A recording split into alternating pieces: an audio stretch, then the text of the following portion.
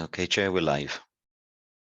Thank you, Wyn. Diolch yn fawr iawn i chi a bore da pawb, and welcome to the finance panel. We've got two halves of the agenda. One being looking at the outcome for the first 6 months of this financial year, and then we got a confidential session looking at the future budgets. So we will have a break at the end of this first section, and before we go into the confidential area. Right, Wyn, apologies please. Diolch yn fawr. Apologies from Councillors Adam Kennelly, Anita Cartwright and Tom Colbert, Chair. Diolch yn fawr iawn. Anybody else has any apologies or not? No? Nope. Right, item 2 on the agenda is the minutes from the last meeting where we discussed the outcomes for the first quarter revenue and capital. There's quite a lot of commentary within the minutes there. Everybody happy with those minutes? You're all silent, so I assume you are.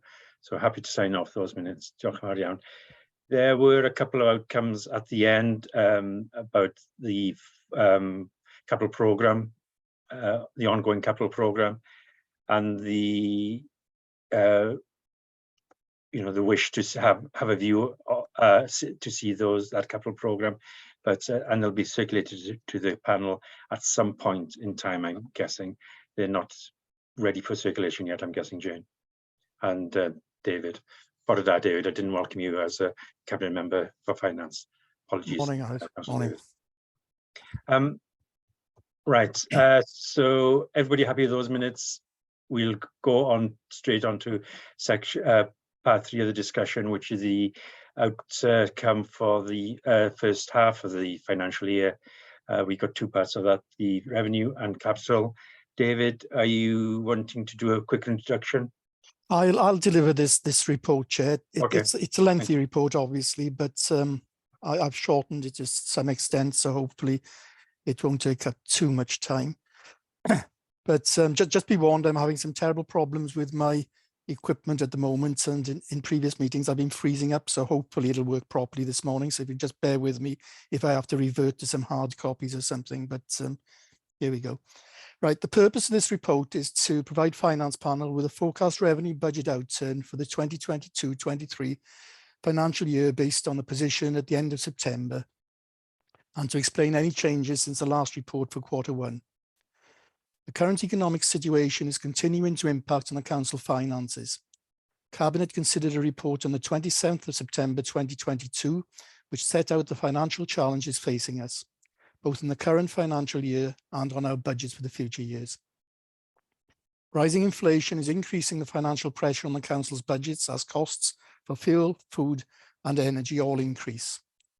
Employee costs are set to increase significantly as the pay bodies negotiate pay awards for teachers and other Council staff.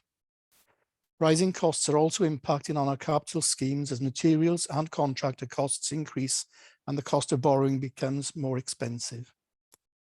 The cost of living challenge is also impacting on our local businesses and residents, and this creates additional pressure on the Council as demand for our services increases and as we deliver support for our residents through the various cost of living grant schemes.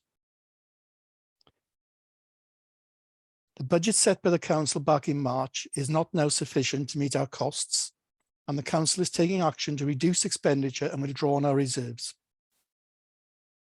At Q1, we were reporting that £3.827 million was projected to be drawn from specific reserves to deal with the additional pressures already identified, and in addition, a further shortfall of £1 million was also being forecasted.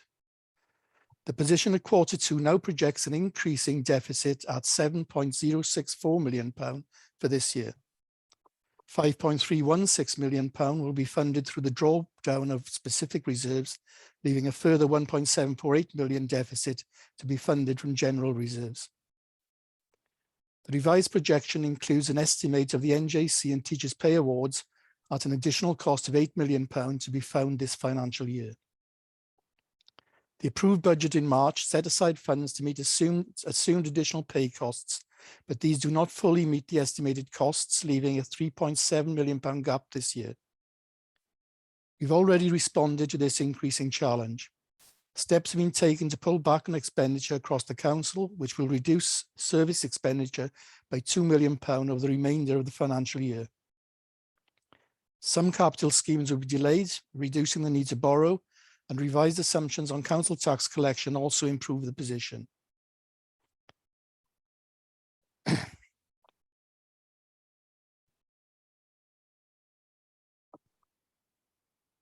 Sorry, Chair, I'm just having a few problems. Right, back with you. Okay, thank you. The reversal of the national insurance increase at a national level also reduces the council's employers' national insurance contribution. The appendices attached to this report provide more detail for each of the council services. If we look at cost reductions, the delivery of cost reductions this year projected to reach £7.848 million, 72% of the total, leaving £3 million unachieved and at risk of delivery this year. Services are reviewing these and are required to consider mitigating action to ensure that they can deliver within the budget allocated. Reserves. The reserves position is shown in table 3 in the report. We expect to use around £14 million of our reserve to support the budget this year. Some of this was planned, but some is additional as we draw from specific and school reserves to manage the increased costs we face. With regard to grants, section 5.1 of the report details the grants received by the council during this quarter. On environment, section 5.2 sets out a number of environments to be considered by Cabinet, were considered by Cabinet when the report was presented to Cabinet. As detailed in the report, many request environment of budget within the service, including the creation of core team in children's services, the transfer of budget to meet additional home to school transport costs, and the realignment of staffing budgets within the school service. In addition, environment is requested to fund £253,038 for children's services to support additional placement capacity in the county and avoid the use of unregulated arrangements. This will allow for a property to be utilised to develop an in-house bespoke placement for a service user with complex needs, creating a sustainable option for stability in the short term, whilst a longer term plan is developed to formally register a home to accommodate 2 young people. This is proposed to be funded from the general reserve for this year only. Environment is also requested by the cleaning department, who have been commissioned to carry out the standard void cleaning works for the housing service. The budget of £135,000 will be set up to deliver this work, funded by the income generated. Finally, the Highways Transport and Recycling Service have been carrying an unachieved savings target of £1.3 million within their budget.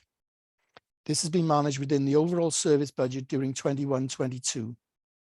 The service have now identified how these savings can be absorbed on a permanent basis by realigning budgets to recognise the additional income being achieved through the streetworks, highway design and recycling income. Environment is therefore requested to action this. When looking at financial risks, many factors are already impacting on our financial position, and the level of risk that remains is significant. Pay negotiations continue and risk remains as the value of the actual amounts agreed.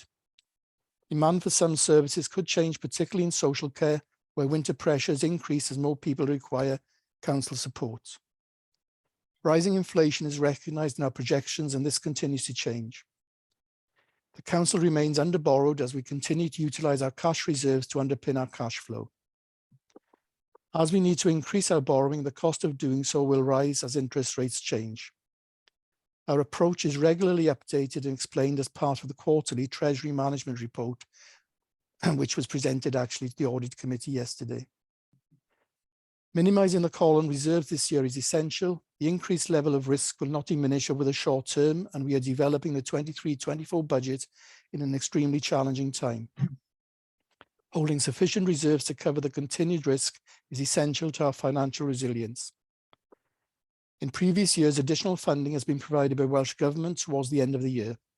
This is unlikely to happen this year, so we must plan and manage our budget without that expectation. The indicative funding allocations for the next 2 years provided by Welsh Government in March are well below the level of inflation and will represent a real-term cut in funding for the council. The medium-term financial strategy and the assumptions on which the financial resource model is based continues to be reviewed. We continue to plan in a challenging and uncertain time, and will update our projections as more information becomes available. That completes my report, Chair. I'd just like to invite Jane now to comment on the report. Thank you. Thank you, David. David, Jane. No, I know I keep cutting in and out at the moment, so I'm not sure if that's happening for everybody, but I didn't quite catch all of David's, but I do know the report well, so hopefully it's okay. Yeah, I mean, we're working in a very challenging environment at the moment, and I think the same can be said for most organisations. And as shall I leave? I'll try leaving and coming back in to see if it's a problem my end. Oh, okay. It shouldn't take you too long, hopefully. David, while Jane's away, when you go to well, apologies for, I should open it out to members really. Members, do you have any questions for David, the portfolio holder? Pete. Yeah, thank you, Chair. Just a quick one. Yeah, I thank you for that report, David. As a new councillor, I find it very comprehensive. Lots of details in there, and not unsurprisingly for a finance panel, lots of figures. The one thing I just wanted to ask, I think it was section 2.10, where it talked about reducing service expenditure by some £2 million. Is there any detail anywhere that's easy to see exactly what implication that is on those services? David, you're on mute. I don't think it's actually documented in detail, but it is requests for putting the services to look particularly at cost savings around some of the inflation pressures that are being experienced at the moment. So a lot of that would be around travel, reducing lighting, etc., within buildings, and other efficiencies on that basis. Oh, okay, thank you. And so the service users shouldn't see an impact of those cost reductions? Not on that 2 million. No, most of that is down to efficiencies. Yeah. Okay. And within services themselves. Yeah. Okay. And while we're on that theme, adding to that, there's some capital programs that are being delayed. What are the implications for service delivery of that delay in spend? The actual delay, there's about £10 million worth of capital program has been delayed.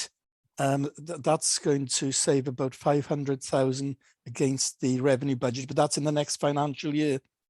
So the detail around that, I wouldn't particularly want to go through at the moment. I thought there were delayed capital expenditure in this current financial year. Yes, delayed in this year, but the savings will be generated next year.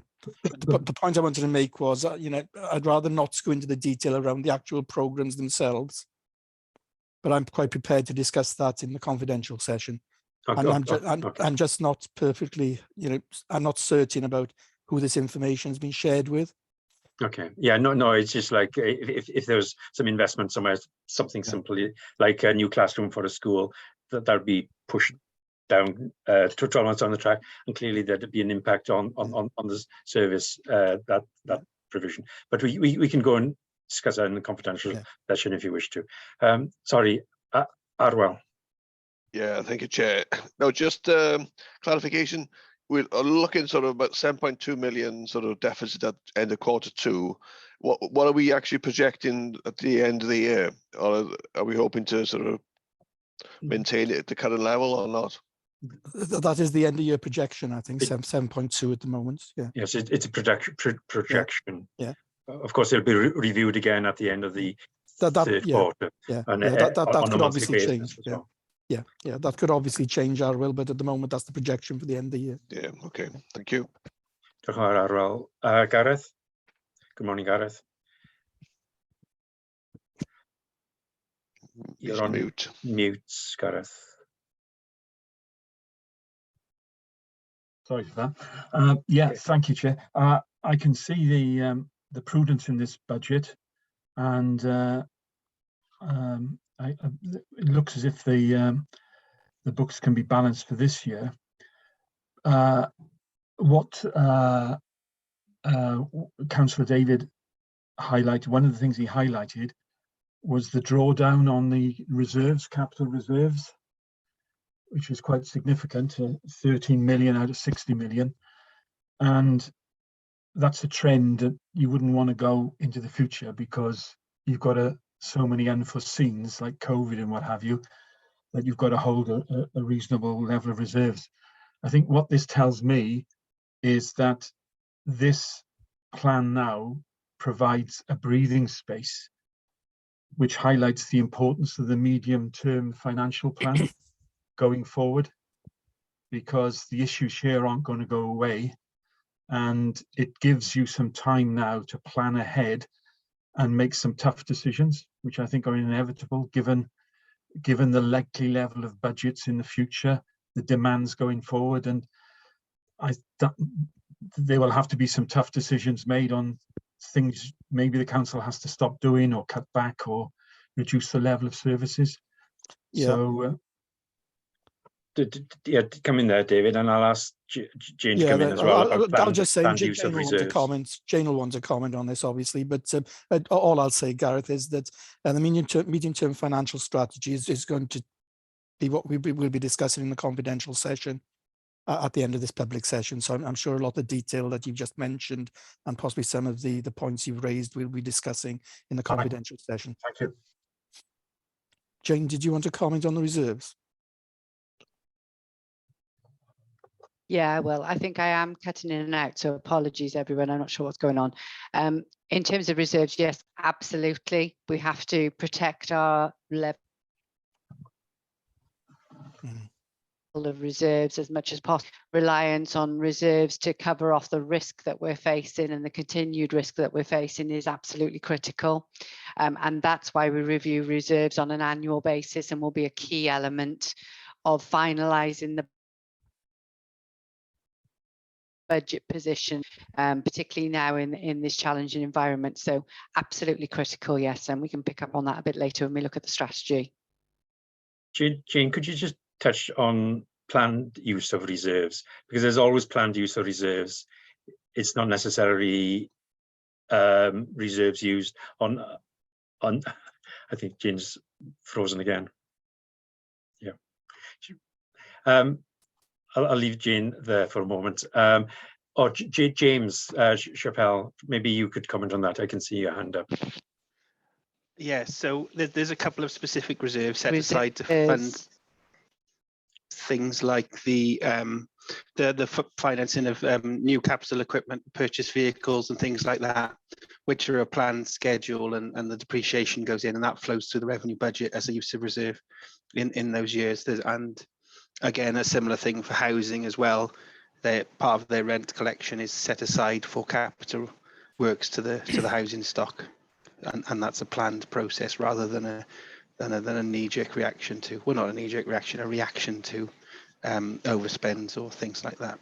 So of that 13.9 million use of reserves, how much of that was planned and how much was adjustments? Can you tell from that table, James? Or let me have a look.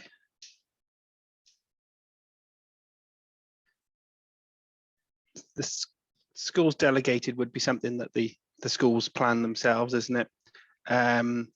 Quite a substantial amount of the specific reserves would be to do with funding vehicles. I'm not sure off the top of my head. Oh, the transport funding equipment, that 2.8 million there is. The other couple I'm not sure on, if perhaps Jane can pick those up. I don't know. Can you hear me now? Yeah, sorry, Jane, you froze before. There's the budget management reserve of 1.7 million. Go on. The budget management reserve use is what we wouldn't have expected at the beginning of the year. That would cover off the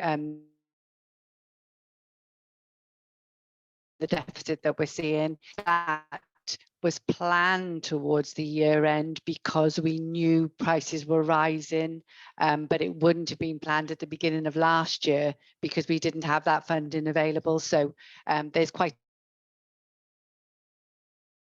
a change, I think, in terms of the use of reserves this year.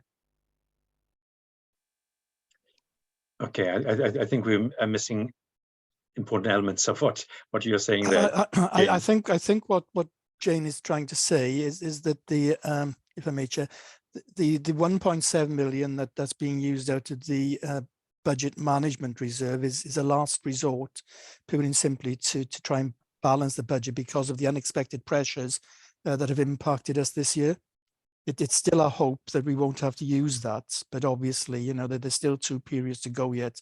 And hopefully, because of the measures we put in as far as departmental and service efficiencies are concerned, if they can deliver what we hope they can deliver, there might not be a requirement to use that particular reserve.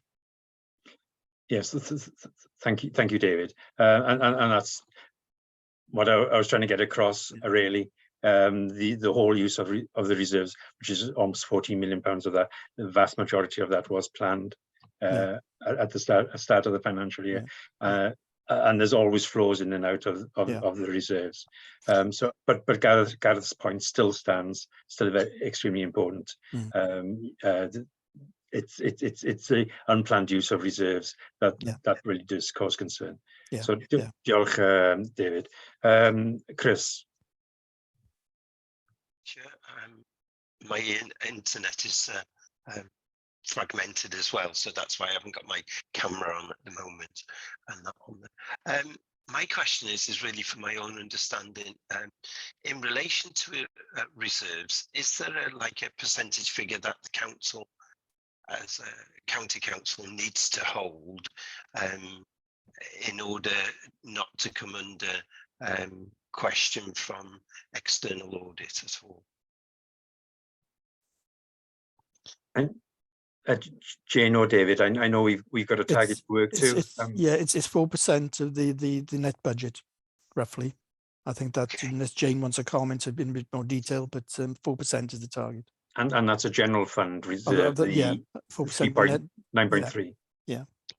It is a limit that we set ourselves.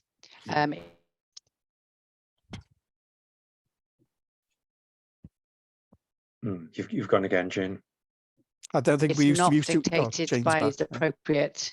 It's a self-imposed limit. I'm going to go back out and log back in, I'm afraid, because something's going wrong here.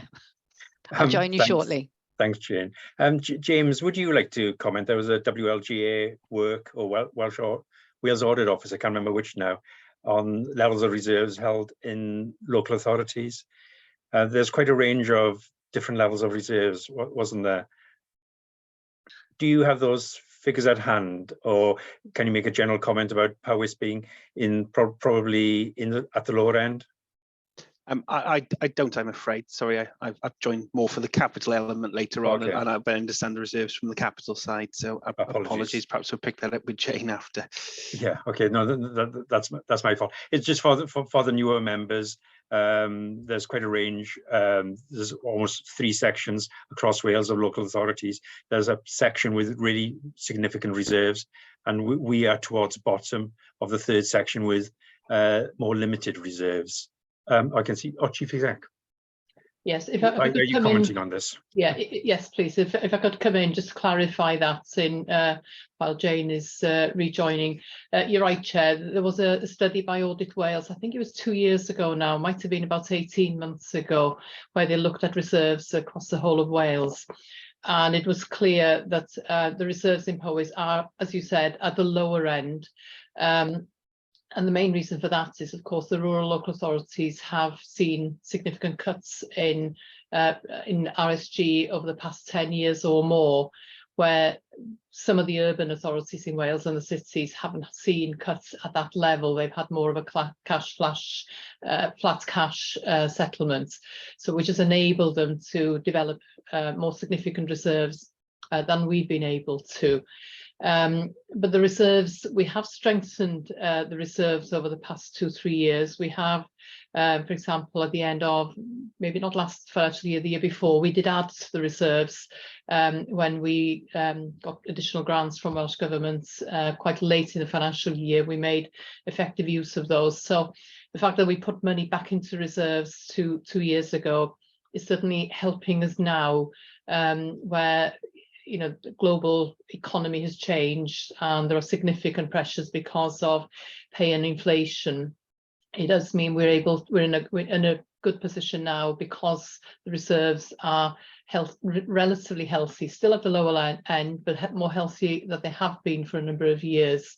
And as Councillor David Thomas said, sorry, I think it was Gareth Hall that said, this does give us a bit of a breathing space now for this financial year while we plan for next year and future years as well. But the reserves are crucial. They are there to be used in year to balance when we have unexpected changes in the economy, as we've seen over the past few months. But we've got to be careful that we don't make any assumptions about using reserves in planning for future years. We need to plan our services and our budgets in a way that balances the budget every financial year. We should not really be planning on using reserves in planning for the future.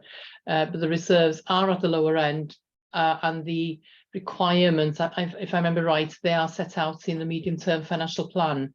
But the fact that we have built up the reserves in recent years is certainly now helping us to balance this year and to enable us to plan for the future. Thank you very much, Chief Exec. Jeremy, were you going to talk about the reserves? Because I got one more point to make on the reserves. Jeremy, I can see Jeremy Pews, Councillor Pews got his hand up. Oh, well, oh, thank you, Jeremy. We can't hear you, Jeremy.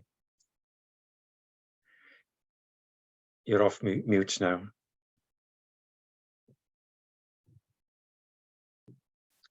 Sorry, Jeremy, we can't hear you. While you are sorting out your mic, can I ask one more question on the reserves? The schools delegated reserves there has been bolstered, over, especially end of last financial year, almost stands at £9 million now, and there's only planned use for reserves of 9.3. The teachers' pay award was not fully funded. I can't remember what was the percentage assumed increase that was contained in the budget that went into the delegated budget to cover pay within the school sector. Do you remember that, David? I'd have thought it'd be similar to what is built into the rest of the budget, 2 to 3%. And I think it's actually going to be 5%. Well, but I think there was a bit. Wasn't it 4% we put in? That was put into this, wages. I think it was 3% that we 3%. Allowed for. It was either 2 or 3%. But certainly, as Councillor David has said, we hadn't anticipated the level of inflation, and therefore we hadn't anticipated the level of pay increases, which have now been in terms of, it's 5% that's been put in place for teachers as a different pay settlements for other council staff, but it's 5% for teachers, which is more than we had allowed for. So we're having to, that is an additional pressure which is added to the projected 7 million deficit for this year, but that is now something we are also taking into account in terms of planning for next year and future years as well. Of course, with the school delegated reserves, it's not one pot. It's reflected on one line there on page 15 of the reports in table 3. But the reserves are held individually by schools, and the position does vary. There are some schools, particularly in the primary sector, with healthy reserves, where that isn't the case necessarily for the larger primary schools or the secondary schools. We've always asked schools where they have reserves to plan for their use, to make effective use of them. But the level of reserves that some of the schools have will certainly now enable them to plan for the future, to make sure that they're able to absorb some of the additional costs and plan effectively for future years. I think Jane has Yeah, now sorry. managed to rejoin us. We're still discussing reserves, Jane. Yes, my question was, whatever the percentage put in by the council into the delegated budget falls short of the 5%. Is that the difference? Is that made up centrally, or are you expecting schools to absorb that from within their reserves across the board? And what is that the difference between the expected and the 5% settlement? Because that will make quite a difference to that 93k that's down in table 3. That will change quite significantly if teachers are expected, schools are expected to absorb that funding. That's hopefully Jane should be able to respond to that.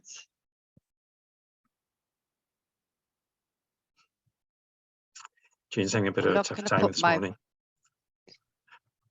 Yes, apologies everybody. I've tried rebooting. I'm not sure if this is going to work. I'll leave the video off.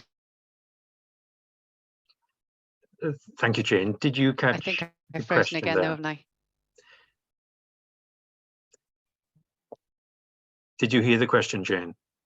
No, sorry. Could you repeat it again? I can't quite remember what was allowed for wage inflation for teachers and in the school delegated teachers and non-teaching staff within the delegated budget. Was it 3 or 4%? But the pay settlements come out at 5% for teachers.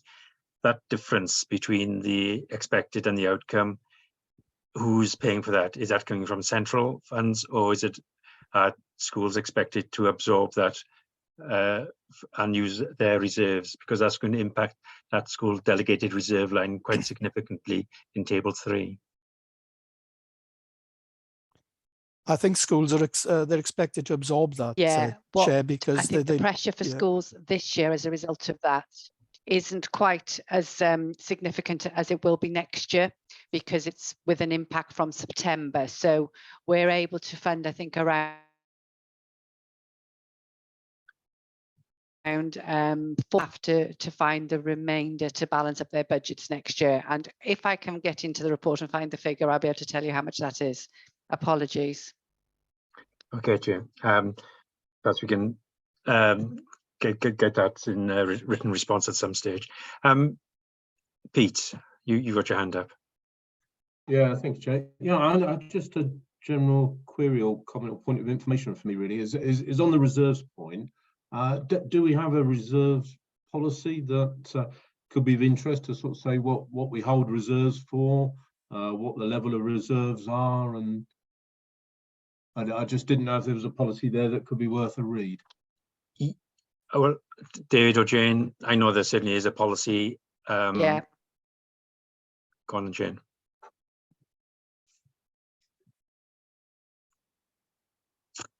Every time I speak, it seems to freeze. Yeah, Pete, there is a policy there, and Jane will forward it to all members of the finance panel, I'm sure. It's a good bit of bedtime reading for you. Yeah, thank you. Lynn, I'm sorry, this is so frustrating. Thank you very much, Councillor Allard, Chair. I was just reflecting whilst we were having this presentation that it may be helpful to colleagues if the Governance and Audit Committee were to review the reserves policy to seek assurance that it is where we need to be given the turmoil and the turbulence. And obviously, Chair, it would be very helpful if you were available, if we get that on our forward work plan, if you were available to attend, if it was appropriate for Governance and Audit to look at reserves policy. Yeah, I'm quite sure it's reviewed on a regular basis, and it would really be helpful in the light of current circumstances for that to happen. So I'd very much supportive of that. Thank you, Lynn. Thanks. David and Jane, sorry, if you wish to comment on that suggestion or not.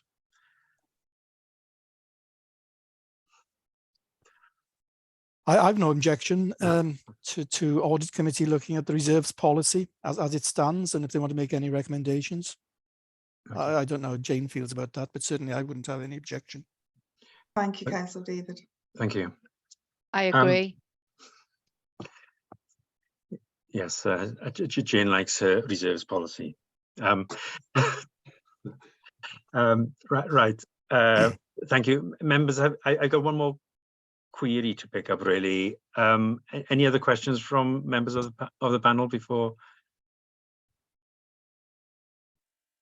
I pick up on one point? It's David, going to around the HDR, there were savings identified, undelivered savings from the previous year. I think it was £1.3 million, you said. And now you realigned the budget, and that 1.3 is being covered off by increased income, basically, from other areas. Yeah, from streetworks, highway design and recycling income. My so the service are happy that they can absorb that. To be honest, that leaves me slightly frustrated about the inaccuracy of projected income for that area. £1.3 million is a significant amount of income generation, which was not identified when budgets were set last year and the year before. Is there an explanation for this? I'm not aware of an explanation, other than to say that the head of service there is confident that can be absorbed, and it needn't remain as a savings target. Okay. Well, personally, I'd like a greater explanation on that. It's difficult for you and Jane, David. I appreciate it's more of a service issue, but I'm not sure what the total income of, when you take away Namutra, the trunk road agency stuff, what the total income of streetworks, etc. 1.3 million sounds quite a significant chunk of that. So I'd like to, if you don't mind, David, if we as a committee write to head of service there to seek a bit more clarity around that. Yes, that's fine. Yeah. Okay. Any other comments on the revenue reports, members? I appreciate you could look at almost every line and have some comment to make on it. But if there's no further comments, can we move on to the capital program, yes. David? Yeah, it won't be a second, just get the report.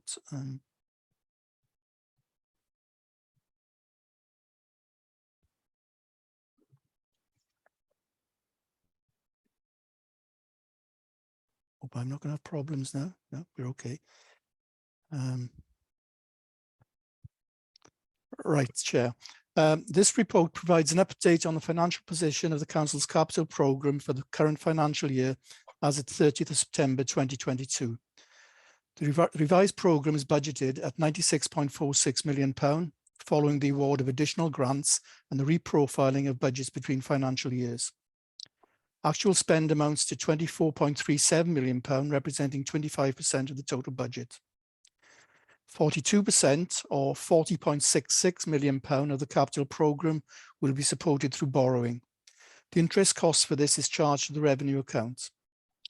Continued increasing inflation is having a significant impact on the cost of schemes as material and construction costs rise. Interest rates are also rising, increasing the cost of borrowing. Service managers are monitoring their schemes and are mitigating increases as far as possible. Some schemes may be reduced or paused until there is greater certainty about cost and funding. Any additional funding required is likely to increase borrowing. This will increase costs on the revenue budget. The funding for any additional borrowing will need to be identified and approved with regard given to affordability against a positive cost benefit analysis.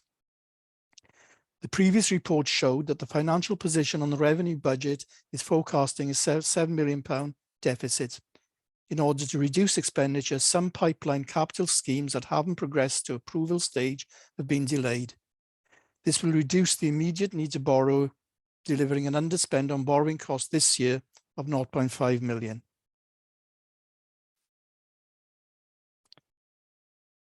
Environment. Environment is proposed for approval by Cabinet today to redirect the existing cybersecurity capital allocation of £100,000 to instead fund the IT equipment refresh programme. The work to enhance cybersecurity is not considered as capital expenditure, and this environment will enable the release of the revenue budget originally intended to support the refresh programme to support the enhancement of cybersecurity arrangements across the council. On capital receipts, £810,000 of capital receipts have been received so far this year, and further sales have been agreed to the value of £870,000. It's expected that sales totalling £2 million will be achieved this financial year. Thank you, Chair. That's the end of the report. If Jane wants to add something to that. Jane, do you want to have another go? I'll try. Sorry about this, folks. I don't have this problem usually.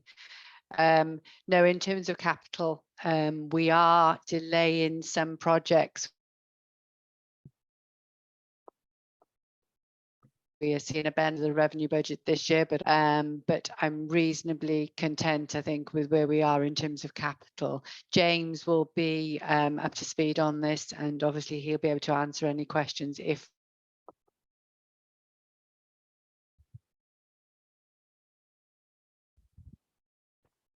we still see I'm having problems in terms of the being in the meeting.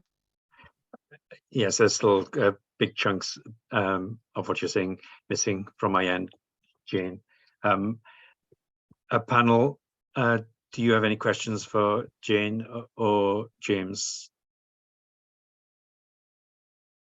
on the capital programme?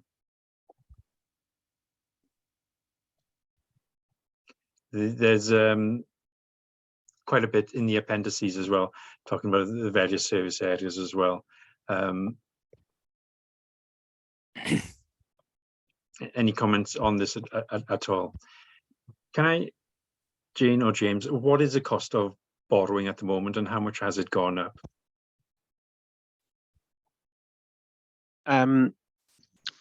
It's up and down. It did reach sort of PWLB 50 a year money borrowing, which is sort of an indicator that we use. So last financial year, we managed to borrow at under 2%, 1.35 and 1.7. At some points this year, it's been well over 4%. It's now dropped back to sort of 3.6, 3.7%. And that trend is expected to continue. So it'll drop back down to sort of 3% next year. The average cost of the average rate of interest on our debt, because it's always fixed interest, our historic debt is around 3% anyway. We've mitigated the higher rates by only taking out some sort of 12-month borrowing at these slightly higher rates, in the anticipation that rates will fall, and we will, when the rates reach a reasonable level, we will take out some longer term borrowing, locking that in, because we don't want to be locked in for higher rates for too long. No. So that little spike in the borrowing rate shouldn't have that big an impact on the capital programme. And by this time next year, you still think it will be above the 3%, do you? Or what's our advisors are forecasting? They are expecting it to, sorry, just give me a second, I'll get there. They're expecting it to drop to around 3%, about 3.5% next year, and then drop into back to between 2.5% and 3% the year after. That's their expectations. We'll see what happens, but yeah. Thanks, James. But it does help your planning when you see the long-term borrowing rates. Gareth. Thank you, Chair. I know it's prudent to reprofile and delay in the current circumstances these some capital projects, but I note that around 40% of capital funding comes from grants from the Welsh Government. Can we have some sort of assurance that by delaying projects, that doesn't in any way compromise or reduce the amount of Welsh Government grant that would be forthcoming? Because they're going through similar budget exercises themselves, I should imagine. There's a mixture of yes, what grant is in there will be planned to be spent within the terms of the grant and spent within this year. There are some schemes where there is a finite date when this money has to be spent, and we work to spend that money. There are other schemes where there is a longer term. The school builds are an example where there is a longer term envelope, and there is the option to reprofile between those with agreement with Welsh Government, so we don't lose that grant funding. So there's no major risks there. Oh, thanks for that, James. The only risk is the increase in the meantime, the cost of the work's going up, and not having a corresponding grant increase, which would mean more borrowings for the council. Yeah, so services are cutting their cloth accordingly with the in-year grant schemes. The school schemes, the ones that are in construction have a fixed priced contract, so they should be able to live within the funding that's available there. The other schemes, the sort of the pipeline schemes, we will have to wait till we get out to tender to see exactly where we are, and we don't get any firm allocations, sort of grant award letters for those until we have a tender in anyway. And there still is the option at that point to go back. Yeah. Thanks. So the percentage of grant expected will actually follow through, and it'll still be 60% or 50% of the total costs at the end of the day. You don't expect to see much variation in that, do you, James? No, I would probably expect the borrowing to reduce a little bit more towards the end of the year as we get more up-to-date forecasts and spend, because the spend is only a quarter of the budget at this point in time, isn't it? But that's usually the case in capital schemes anyway. So I would expect a little bit of reprofiling to continue to happen towards the end of the year. Okay, good. We did touch on when discussing revenue, which schemes are possibly being delayed, but we can, as we said, we can take that into confidential session afterwards. Pete. Yeah, thank you, Chair. Sorry, maybe an element of being new to the committee on this one, but I was just looking at Appendix B in the report and the head of services commentary. I was looking at the adult services one, and obviously, whilst I'm not trying to create jobs, I personally didn't find the commentary there very explanatory. So, and it seems slightly paradoxical, because the first sentence says the capital funds will be fully utilised. Pete, sorry, can I stop you and ask you which page you're on? Sorry, it's Appendix B, Alid, page 46. 46. Okay, sorry, I was whizzing through them. I missed it. Okay, thank you. Sorry. Yeah, it was just the commentary, which may be an element of my newness in it, but I didn't find it particularly helpful, because it starts off saying the capital funds will be fully utilised, and then the next line down says these monies will either be spent or carried forward. So I'm assuming we do need the monies, but and then I don't know again whether it's a case of robbing Peter to pay Paul, but I guess if they aren't going to be spent this year, then we could take them out of the budget for this year and put them into next year's budget. Can I'll just clarify a few points there. The £1 million budget in there for adult services is made up of several different pots. So a certain part of it is set aside to do capital works to the care homes, and the service have said that they expect that part of it to be fully utilised this year. Now there are various other pots of money, that's probably a bit of a derogatory term, but for different schemes, and they will either spend that money or look to carry it forward next year, depending on how achievable some of the projects are to get through at this point in time. Yeah, thanks, James. It looked like they were just talking about the £500,000 there, which is quite a sizable chunk that might not be spent this year, but spent next. Yeah, I would imagine around half of the money is kind of would be spent this year, is my gut feeling, and the rest will depend on how the service get on procuring things and other priorities that they have. Thank you, James, and possibly David. You could challenge the services about putting a slightly more useful explanation into the commentary. Yes, certainly can. Yeah, I know you don't chapter and verse, otherwise the documents get very long. But you know, Pete did highlights various services. Some services are much better than others at putting succinct, useful commentary. Others are, unless you know what's happening, it's difficult to understand sometimes. yeah, I think that's fair comment. Particularly looking forward to some of the financial pressures we're going to come under. I think you'll need as much information as possible. Yeah. Thank you, David. Thank you, Chair. Yeah. Thank you. And any other comments on this capital programme as it stands? Jane is fairly content with where it is at the moment, and it's always the same every year.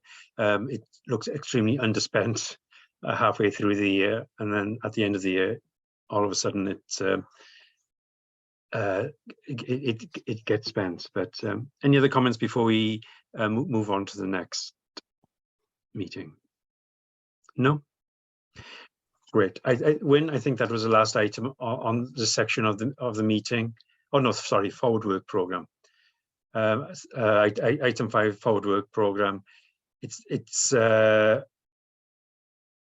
got a huge amount of detail in it, but we will again obviously have a Q3 outcomes in end of Jan, beginning of Feb. But in the meantime, we'll have a lot of stuff around the budget, so that does look quite empty at the moment, but I know there's a lot of work for this panel to do. With that in mind, and if there's no other comments from panels, I will close this section of the meeting and we'll go into a private session. And can I suggest we have a 5-minute break? And Jane can switch her laptop on and off about half a dozen times in the meantime. Hopefully we'll get it to work. So thank you all, and see you all in 5 minutes. Diolch yn fawr iawn i chi.